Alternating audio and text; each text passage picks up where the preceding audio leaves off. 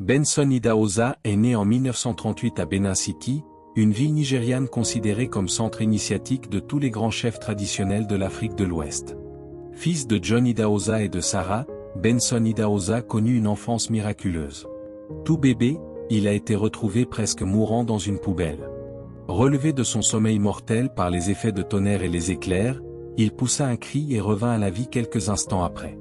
C'était un enfant sujet aux crises d'épilepsie et ces nombreuses crises épileptiques agacèrent ses parents. Idahosa passa son adolescence dans le sport. Déjà à l'âge de 22 ans, il dirigeait une équipe de football dans sa ville. Il reçut Christ dans sa vie lors d'une soirée d'évangélisation organisée par une petite église de l'Assemblée de Dieu qui se trouvait en face du terrain de sport où il s'entraînait. Ce fut à la suite du sermon du pasteur Akpo qu'il accepta de donner sa vie à Christ.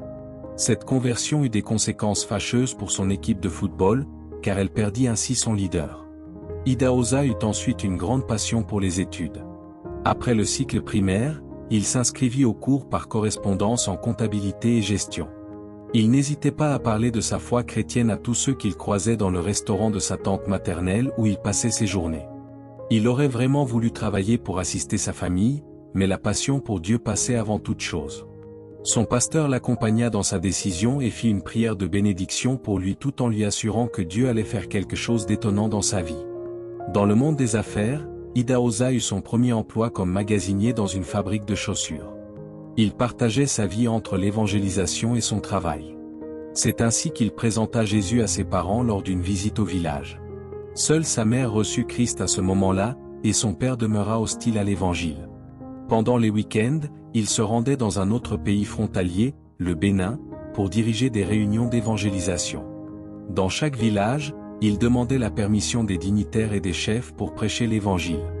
Il priait pour les malades, qui étaient guéris instantanément. Lors d'une occasion de prière personnelle, Idahosa eut une vision du Seigneur qui changea par la suite le cours de sa vie. Il considérait cet événement comme une visitation divine. Plus tard, lors d'une deuxième visitation divine, il est rapporté qu'Idahosa fut transporté hors de son corps. Bien qu'il n'ait pas vu le visage du Seigneur, il pouvait bien ressentir sa présence. Il eut ainsi une vision claire de son ministère. Voyant le nombre toujours croissant de gens qui le consultaient, il décida de démarrer son église dans un bâtiment en location qui avait auparavant servi de boutique.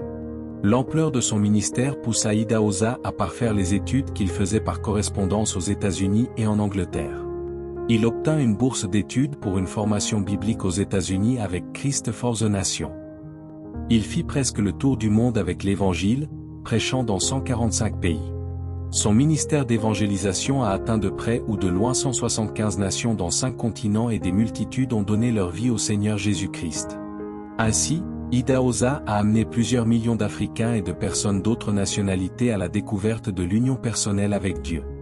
À cause de l'importance et de la bonne organisation administrative de son Église, Church of God Mission, la mission de l'Église de Dieu, qui compte des millions de fidèles au Nigeria et dans le reste du monde, Benson fut ordonné archevêque à l'âge de 42 ans.